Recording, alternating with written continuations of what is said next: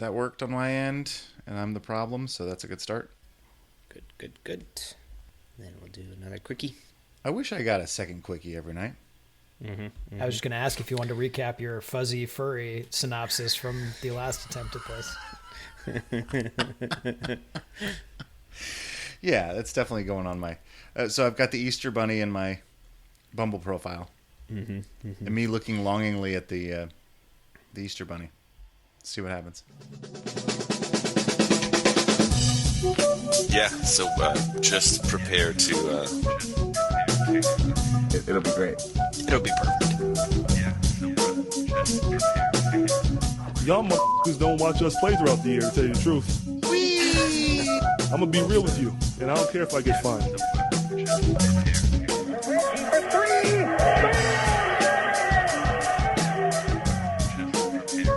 I got my sweet jerk off. Put some shoes on. That train is off the tracks. Who doesn't love the bouncy castle? Hitler. Just prepare to... just prepare to be awash in undebeatable goodness.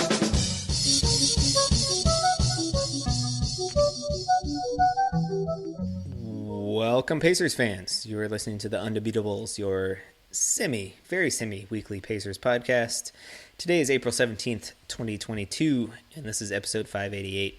Coming to you from the high school home of Jamison Brewer, Silver Spring, Maryland. I'm the doctor, Jason Triplett.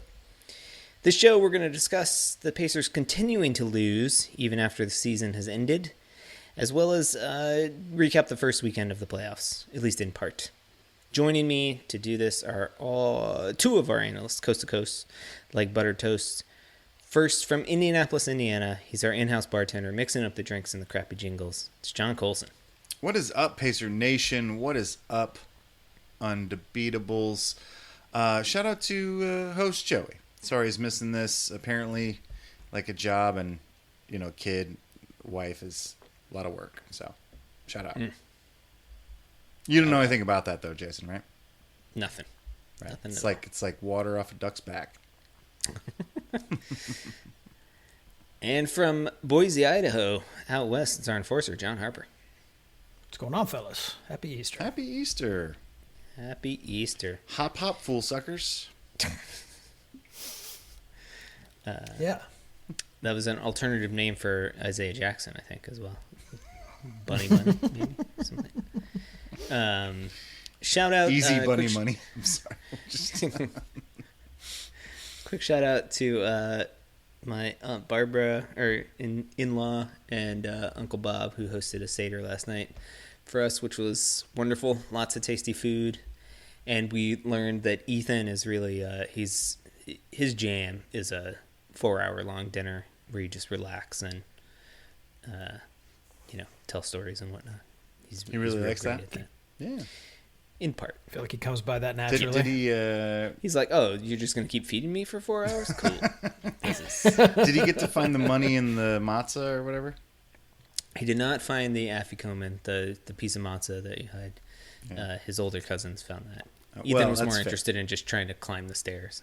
I didn't know if he was the only child there, because one of the time I found it was I was the only kid there, so the odds were really good. Nice, big day for you. Be an only child. It is. Only children rock. You got to ask the 4 questions and get the afikoman. Right, and I got to open the door for Elijah. I got to do all this stuff. It was fun. Nice. Yeah. Good. Yeah. Okay, before we start the show, just want to remind you folks that this show is brought to you by you. You can head over to patreon.com/undebeatables to support the longest running Pacers podcast for as little as $1 a month. And there are also tiers higher than that of $5 and $10 a month, which come with special little gifts for you if you want to support us there. It really helps us out. Okay, well, we thought we'd do a quickie podcast here just to recap some of the action that has happened over the weekend in the playoffs and the play-in games. We recorded on, when was that? Thursday, I guess, so we knew some of the stuff. And we were cheering vociferously for the Cavs to play against the Hawks and win, because that would net the Pacers a first-round draft pick in this coming up draft. And they got straight up Trae Young, and it was not enjoyable. Did either of you guys watch this game? Thoughts? Yeah. Oh, yeah. Yeah, the Cavs suck. Yeah, no, they're not great. They had a nice season, but they weren't at full strength. And well, they were up by 10 at halftime. They're just young. yeah, Trae Young is. I mean, they're just young. Special, They got a ton of talent, and they're going to have a really good year next year, and they're going to have a lottery pick. It's, I don't know, the rich get richer. So they'll have. I mean, they are in the lottery. Anything could happen, but if things go by the numbers, they'll have the 14th pick. Probably, yeah. They have a chance to get in the top 4, just like everybody does. But this was, our hope all season was to root for them to be really bad, but also good enough to stay out of the lottery. And this was the last night that they could do the work for us. They tried. It was a close game, but it did not work out for us. I did learn something, though. The paper was unaware of this thing, apparently, moving into this. They weren't talking about this at all, and they were talking about the draft picks we were going to get from the Cavs. But after the game, they came out and said that actually next season we still have a chance at a first-round draft pick, even though it's not lottery protected. I thought immediately we went to a second-round draft pick, but apparently next year we still have a chance at a first-round draft pick, still lottery protected, and then it turns into a second-round draft pick. So I see. Okay. So this is better news than I thought. I was really concerned that it would just turn cool. into a second-round draft pick next year. That's why I've been so adamant. According to the paper, I don't know. They know less about this than we do, but let's this just would go have ahead. been good information. Is there any way that you can replace the tears that I cried into my beer Friday night? I was dehydrated all weekend, and Sure, no, it was rough. It was rough. I was devastated with the Cavs loss because it's really nice to have a top 5 pick and then another lottery pick, or right out the lottery, like the 15th pick, 16th pick, and then the 31st pick. All those that would have been really nice. And now we're just stuck with a lottery pick. Pff, wah, wah. Yep, and maybe we'll get a bonus one next year, so that's good. One basketball note on this. Quite good. I mean, kudos to the Hawks, who definitely stepped up their defensive pressure in the second half and made life difficult for the Cavs. And Trae Young went, electric, hitting some logo threes and all this stuff. But anti-shout out to JB Bickerstaff, who must have been inspired by seeing Nate McMillan on the opposing bench and refused to change his defense on Trae Young, who was just roasting them. So they just switched every time, and so Trae Young could get whatever defender he wanted and do whatever he wanted, and there was no thought of doing. Well, we talked about this last week. We love Nate McMillan for being a Pacer coach, but he plays checkers while other people play chess. His checkers move was to get a switch, and it worked because he has Trae Young now. So what is so JB Bickerstaff plays tic-tac-toe? Is that what? I don't know, maybe. Okay. Yeah, not good. But you're right. That is disappointing, though, right? Because you do want to put the other coach in a position to have to do something. And Nate just didn't have to at all. Right. Well, the thing is, in a 7-game series, this falls apart. He only had to win the one game, right? So, if he gets away with this in game 1, over a 7-game series, this doesn't work. Yeah, sure. But I mean, I guess, but Trae Young's still Trae Young. JB Bickerstaff was like, I don't think Trae Young's going to have a game. Let's just not worry about it. Right. Also, going into a 1-game elimination, I mean, this is when you probably should have seen after he coming scored and maybe 16 play. In the third quarter, maybe throw an adjustment out there. I liked John Collins too. I thought his activity really screwed up. From the bench, he did a good job with that. Yeah. Like waving his arms and stuff. Oh, he didn't play? He good did not cheerleader. play. Oh, okay. Who am I thinking of? Who was big for them? Oh, that's what I'm thinking of. I watched him today. I thought he looked good today. Yeah. Yeah. Clint Capella goes down. Okay. With an injury. And so they are further shorthanded. Luckily for the prospects going forward, even though they got whooped today by the Heat, who Boy, were did they. very well rested Did and they. at home. Yeah. Yep. John Collins back is a big deal. Yeah, like I said, I thought he Capella, looked they're going good. to reevaluate in a week. Yeah, okay. Oof, that's not Good thing it wasn't. I mean, that looked like it could have easily been a torn ACL. The way that Mobley fell back into his knee and it hyperextended. So MRIs were negative, though, I'm assuming, if they're reevaluating in a week. And it's just a hyperextension. Seems to be what we're getting there. Gotcha. Was Mobley clean on that? Mobley went down very strange. Mobley, well, he got pulled down, so. He got pulled down, and then he kind of pushed back. Oh, you think so? You think he was trying to hurt somebody? I don't know. I couldn't tell. I don't know. I felt like Capella had plenty of time to get the F out of the way. Like, he just decided to stare at the rim for some reason and was, like, transfixed, and then all of a sudden this guy's falling into his legs. Like, yeah, I'd put that more on Capella. That's a fair point. And when guys go down, too, they do tend to, push back to, soften their fall. Exactly, right? yeah. And everything... Which is what he was doing. He didn't necessarily know that the guy was there. Sure. but And everything happens it at just turned hyper out to be a speed, and then very we watch it in fortunate play. slow-mo, and it's just a different thing, right? Sure. Yeah. And I also just dislike the Cavs. Yep. So there's that. Well, Joey's Confirmation not here to bias. defend himself, so...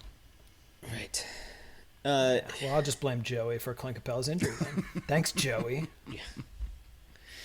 Shout out to Karis LeVert in that game, who was doing everything he could to try to get the Pacers the first round draft pick this year. Yeah. I Shout thought out. He plays quite Did his well. part. Loyal guy, that Karras. Right. That's right. Yep. And that Friday evening, the Pacers are woes were buoyed a little bit when we got the news towards the end of the Cavs game that playoff P not going to play in the play-in game. Apparently he has COVID, and the Clippers go on to lose that game. So no playoff P in the playoffs. So he's just P I mean, at this point. I think that was playoff B. Oh. He just didn't show up. I see. Good one. Well, it's funny. I talked to Joey about this, and he was really disappointed. He said, I kind of feel bad he got COVID because I wanted him to, like, fall apart on a national stage so we could watch it. Yeah. I mean, there's that, or you could just watch him tank his franchise by, not taking precautions before the biggest game of the Sure. season. And, apparently Nice to wear a mask. $40 million a year or whatever he's getting paid is not enough for him to. You can't buy an take N95 some mask on that kind of salary. precautions. What are you talking about? I can't imagine how upset I'd be if I was a Clipper fan at Paul George not being able to play. That's just, you can't have that from a franchise guy. You just can't. No. Not at all. Well, he's not our franchise guy anymore. Regardless of thank how you goodness. feel about the rules are the rules, right? Right. Okay, let's do a quick rundown of many of the series have had at least one game. There's the Suns and the Pelicans are tipping off basically right now as we're recording, but 7 other Go games Suns. are in the books. What'd I say? I said, go Oh, Suns. yeah. Let's see. Let's start yesterday. Let's see. The Jazz pulled out a close one against the Mavericks in Dallas. The T-Wolves won a big one on the road against Memphis. The Sixers trounced the Raptors in game 1 there. And the Warriors beat the crap out of the Nuggets. And then today, let's see. The aforementioned Heat blew out the Hawks. The Celtics and Nets played a barn burner, apparently.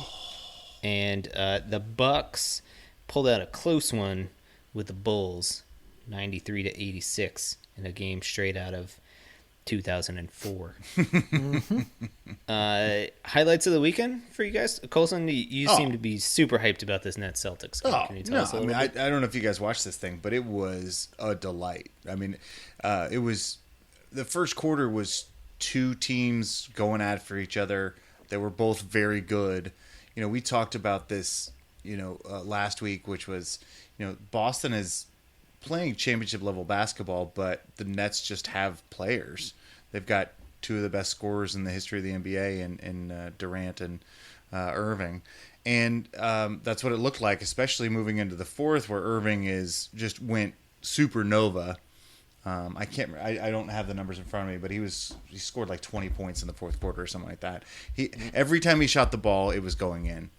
And the Nets came back from 15 down in the fourth, or 20 down in the second half at least, and went ahead in the final 3 minutes, and had every chance to win this game. But the defense of the Celtics won out. They got a big stop, and then Marcus Smart, I think, had the play of the game and maybe of his career, because everybody talks about how Marcus Smart isn't afraid and probably shoots the ball too much. But he gets the ball with about 3 seconds left. Two guys jump at him. It's it's not an open three-pointer, but it's a three-pointer you think he might shoot, especially with the time winding down.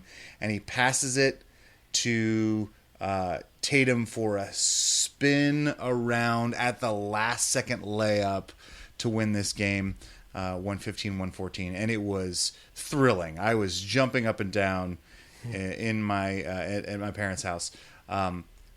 Partly, I'm not a huge Celtics fan, but I just really don't like super teams, and so the Celtics have built this, and I'm going to root for them to get to the finals. Wow, Yeah. that does sound awesome. Yeah, for sure. I mean, if you are a Celtics fan, This was I think you should be cautiously optimistic about Sure. taking on a Brooklyn team without Ben Simmons at home on more rest and needing half a miracle to No, escape. you're not wrong. You're not wrong. I mean, they were dominated this in a lot of ways throughout the I think you mentioned this a couple times before on the pod, Harper, that Brooklyn's so good, all they have to do is focus for like 5 minutes at a time, and they can just It's just so scary, put 25 on you real fast. But what I liked about this is it was kind of a coming of age for, I thought Jaylen Brown had some wonderful defensive moments in the second half. Tatum, if somebody had handed me the ball with like a second left, I would have just dropped it and been afraid, and he just, he did the right thing. What also was fun is they tried to do the post-game interview with Tatum, and you could not hear the interview because the crowd was losing their freaking mind. And so, I think they do have a home court advantage. You're right. Does this... in the Garden. Yeah, in the Garden, maybe. I mean, it was insane. It was so fun. But, yes, you're right. Cautiously optimistic is probably where they need to be. This is still a toss-up series. Yeah, and shout out to the skeleton of Al Horford, who had 20 and 15 in this game. So as long as I get 20 and 15 from Horford every game, they should be fine, right? Well, I mean, that's the thing, right? Like, I mean, he's perfect in that role, and they just gave him a lot of easy layups and a lot of offensive rebounds. That's a big game for him. No, I agree. I don't think he's going to do that again, but I think he matches up well against Brooklyn, so we'll see. Yeah, no doubt. But when you look at that, the matchup here, like it's, let's pencil in Tatum and Brown for 25 to 30 each. Like the Celtics still need to come up with 40 to 50 more points or whatever to even hang with the Nets, just because they can score so efficiently. And so, yeah, you're going to need, Marcus Smart scores 20 points tonight as well. Mm-hmm. You're going to need, like, those kind of efforts from those type of guys throughout the series. And, we'll see if they can do it. No doubt, no doubt. Miracle win at the end, and they were at home. Okay. Well, fingers crossed. It should be a good series. Yeah. It should be a good series. I was super excited for the Timberwolves win over the Grizzlies. As much as I love watching that team play, and as electric as Ja Morant is, Anthony Edwards wins the day. 36 points in this game. Definitely never looked like the moment was too big for him. He was ready to go. Big Cat was out there throwing it down on people. No defense was seen, even the shadow of a 130-117 victory there. But that's a series, right? I mean, home team loses game one, so immediately the Timberwolves flip home court advantage in that series. So that should turn out to be maybe a better series than I was thinking it might be. So great news for Minnesota. Well, the Grizzlies were so good all season without Morant, but we all said that Morant's got to be at least available and like putting up semi-Morant like numbers for them to win this series because the Timberwolves are one of the hottest teams in the league going to the playoffs. I did not expect this. I mean, this was a dominant win by the Wolves. Yeah, no doubt. And I mean, Morant returns in this one. Yeah, 32 points, 8 scores assists. 32. right, and his team's really good. good around him. I don't know. Wolves were better. They were more prepared. They were hungrier. Got a donut from Steven Adams.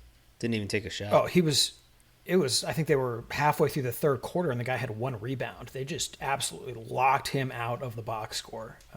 I mean, really an unbelievable job of, game planning for a guy who, isn't necessarily the guy that offense turns around or defense, but, they knew that they had to win some of those scrappy plays and keeping Adams out of the hustle stats. Yeah, well, and they took care of the glass, 46-35. The T-Wolves. Yeah, and I was going to say, I think he's a huge part of what they do defensively and offensively. I think that was a really smart thing to say. We're not going to take away your top scorers. We're going to take away the guy that does the little things for you, and that's going to screw up your offensive and defensive game. So, and mess with your mind, man. Mess with your mind, man.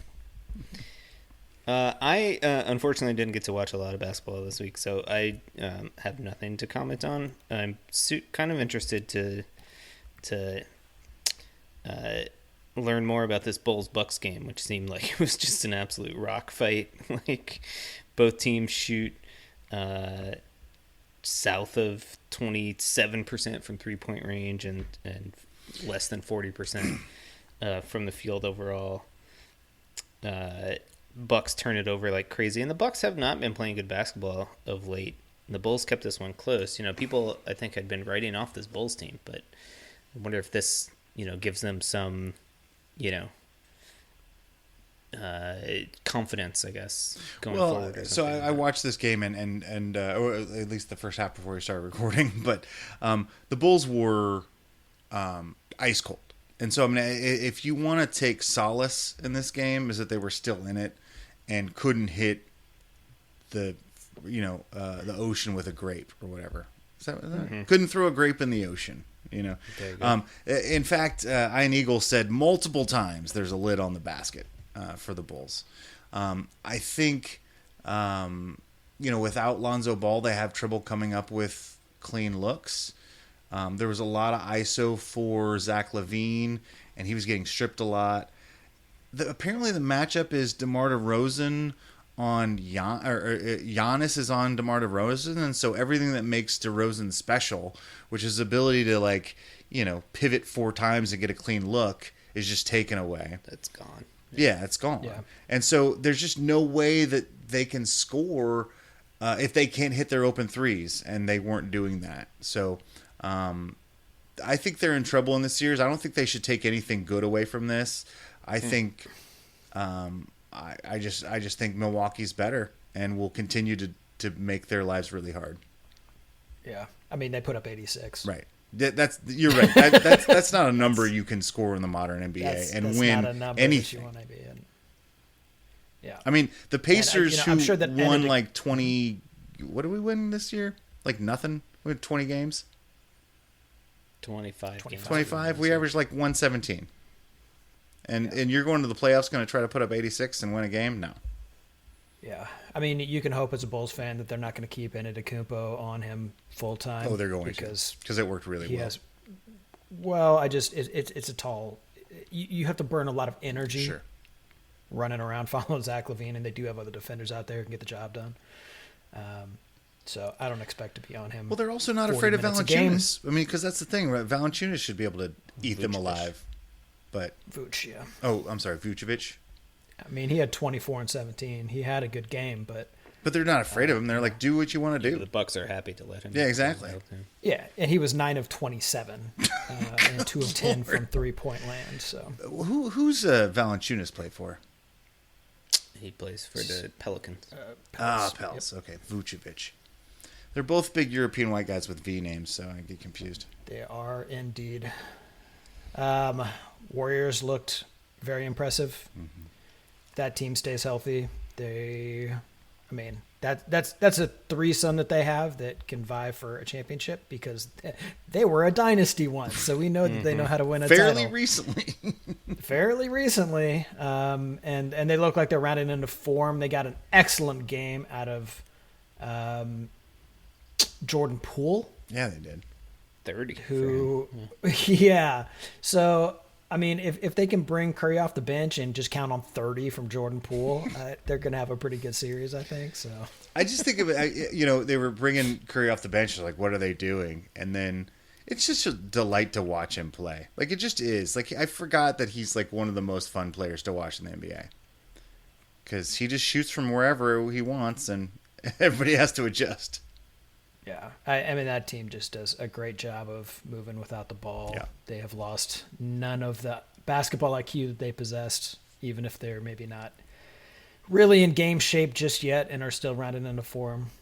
Draymond did, a good job on Jokic, such as it was. So it's going to be a long series for Denver. Yeah, do you think that do a little better? Denver doesn't? They don't have enough. I mean, Jokic can do whatever he wants, right? But it's just not enough. I mean, he really did. Now that Draymond did a great job on him. Well, sure, even though he gives him like being guarded by foot. Draymond, he shot less than 50%. Yeah, I mean, he's gonna have to do a little bit more. Yeah, it's probably better for them that they got blowed out. So sure. Yeah, they're gonna have to get like major contributions from like Aaron Gordon and Bones Highland, a rookie off the bench, basically to compete with the Warriors. Right? If that's what your plan is, it's not going great. Not so far, no. But again, still early. One game. Yeah, these are 7-game series. So, what about who's the guy on the Sixers? Embiid? No. Harden? No, the other guy who scored 30. Tobias Harris? No. Maxey. Oh. Yeah. He was like the third most points from was it a bench guy or a first year guy, or no, it wasn't he's not a first year guy. There was a stat where he put up a lot of points. And it was a record. Third most points from a guy named Maxey. Yes, exactly. A game one of. Oh no, I think it was because he scored so many points in a quarter. I think that's what it was. But anyway, we talked last week about how Thibault was their third or fourth best player, and without him, because of his inability to play in Toronto, which wasn't even an issue in this game, that potentially they could lose them the series. If Maxey's going to put up 30-something a game, this is a wrap. Yeah, I think I picked Philly in a sweep, so I wasn't that worried about Thibault. But I think Georgie Nang puts up 8. Yeah, Georgie Nang sighting. Right. Mm-hmm. Shout out Pacers, ex-Pacers. No, I really looking thought at the stats here. If you're Toronto, you're a little worried here. Like, I you picked got a Toronto. good game from Siakam. He shot almost 50% from the floor and 40% from three-point range. You only turned the ball over 8 times, and you got waxed. Blowed out. Yeah, and Scotty Barnes was, flirting with a triple dub. Yeah. And you were just never in this game at all. Yeah. And actually watching this game, you really did feel kind of like Toronto was scrapping and keeping themselves in it. And then you look at the score and they're down 20 and you're like, okay, I don't know what's happening. And Embiid didn't even take over. He got to the free throw line 11 times, but that's their hardest matchup, and he didn't even play well. Right. And that's an average for Embiid. He goes 10 plus times a game. Right. Season average. Harden only goes to the line 7 times. He 14 assists for the guy. He was certainly doing his work, but those two guys could go for 50 any night they need to. This is not good for Toronto, who I picked in. Didn't Embiid have like more points than minutes after Christmas or something? Guy's just nuts. He ended up winning the scoring title, correct? Yes. Yeah. LeBron was nice enough to take part of the end of the season off. He took the last 3 or 4 games off for him. Nice. Shout out to the Jazz, who got a hard-earned victory against the Mavs, taking care of business, while Doncic is out in this series, which is what they got to do.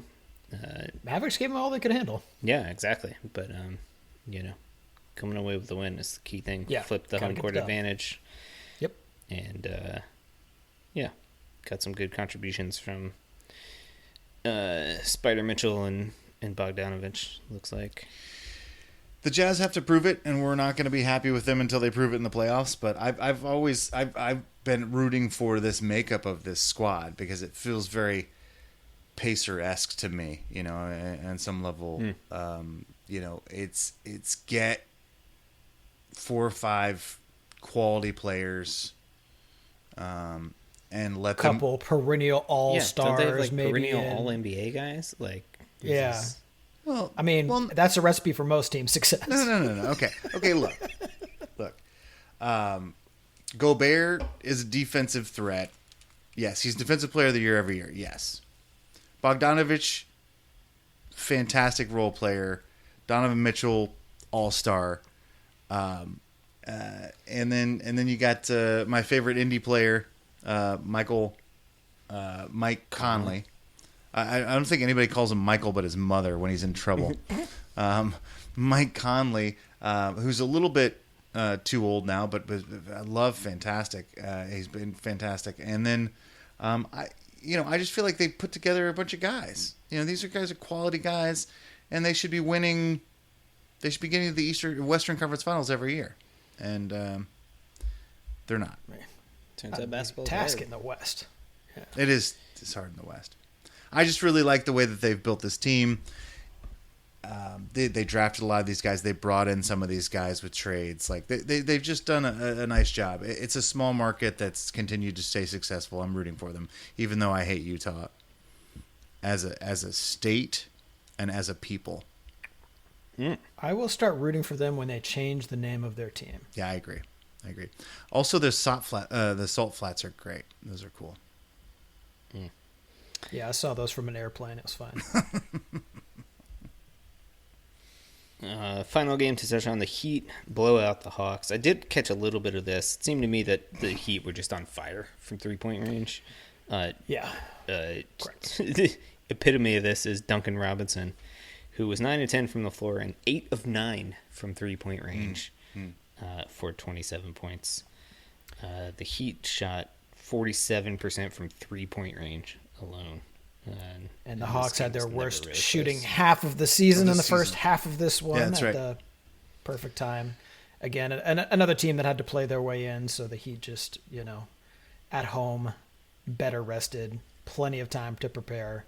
To their credit, did a great job on Trae Young, so he's going to have to go back to the drawing board and figure out how to deal with double teams of Jimmy Butler and, whatever other excellent defender they want to throw at him. PJ Tucker a lot of the game, so it's gonna be a tough road to hoe for the Hawks, but I think they can make this a series. I don't know. I think there is a sense in which the Heat actually play defense, and I know that Atlanta can score a lot of points, but there were so many times today when I was watching them and going, God, they're just so much better. I don't think Butler lit up the box score, but the kind of stuff he was doing, he just seemed like he was playing on a different level than most of the people on the Hawks. The Hawks had a terrible day. It was a dominant win by the Heat. Yeah. And you gotta factor in Nate McMillan. The wheels are already churning. I mean, he's figuring this out for game 2, right? He's gonna figure out how to get a king in this checkers game, and then what's gonna happen? Sure. Is that when you double up and then you get the king? What does that happen? You could go backwards? That's right. If you make it all the way to the end, sure, then you can go backwards. Nate McMillan knows how to go backwards. Shout out. Shout out, Nate. All right. Well, I think that will do it for us for this week. Enjoy this week of playoff basketball. Games night for the next couple weeks. Yeah, it's going to be the funnest 2 weeks of basketball of the year. That's right. It's great. Especially for Pacer fans. So until then, we want to thank you for listening. You can find us on Twitter. We're at Undebeatables. We have a Facebook page /The Undebeatables. We have a website, theundebeatables.com, and there's a contact form there. You can also email us at shoutout@theundebeatables.com. Even though it's the off season, we still have t-shirts. The sale, merchandising doesn't stop, once the season's over. So get over to that website and get yourself a Schmedium t-shirt. For the architect Donnie Walsh and our once and always Hall of Fame coach Bobby Stick-Leonard. Turn out the light, the party is over. We had the that I was inspired by Easter service today. We had a lot of choral music, a lot of trumpets, a lot of French horns. I was trying to do all of the wind instruments in that song. Jesus, super into the brass. Oh, hell yeah. You can't have Easter without brass. Gotcha. Yeah. I think that I think out of that church for a while. No, I mean I think that was actually one of I think that's in the Bible. I'm pretty sure it's one of his things. It's got to be in. I always skip what is that, like Leviticus? Yeah, with all the, shellfish. Sure. information? No, I think this is in the New Testament. I'm pretty sure it's in the Gospel. Okay. He's like, "Hell yeah on brass." Mm-hmm. Yeah, Mm-hmm. that's a direct quote Give from me Jesus. some bassoon, bitches. It's like the trumpets that blow down the wall, break down the walls, right? It all comes from that. Mm-hmm. I assume that if you rise from the grave, you'd like your sort of life audio, your sort of soundtrack to your life, to be trumpets and wind instruments, being really excited. Like, I mean, when I rise from the grave, I'm gonna have Money Mayweather do my intro. okay, 'Cause what's he the king. gonna do? I don't know. There will definitely be sombreros involved. I don't know. Just I'm gonna hands off and let Money take care of it. Sure, I mean you just trust him, Yeah, right? that's a smart move. Yeah. Few men have done better. Well, shout out to Easter. Way to be unburied. Shout out. Shout out to Unburied. That's right. Probably the name of the pod.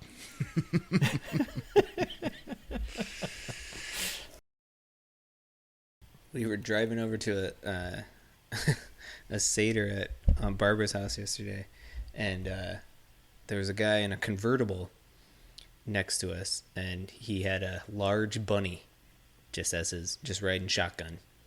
And Jill said she saw him talking to the bunny at one point, and like patting it on the leg.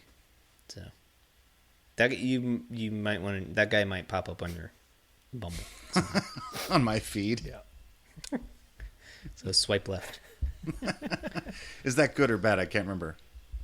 Right is right. Lefty Lucy, right? Righty tighty, Tidy whities. tighty whitey. Got it. All right. I love how this makes so much less sense this time around for the listener. This is solid. I don't know. Maybe it didn't make sense the first time either. Yeah. Has any of this made sense? No. It's part of our charm. We're 588 episodes in and we still don't make sense. Even to ourselves.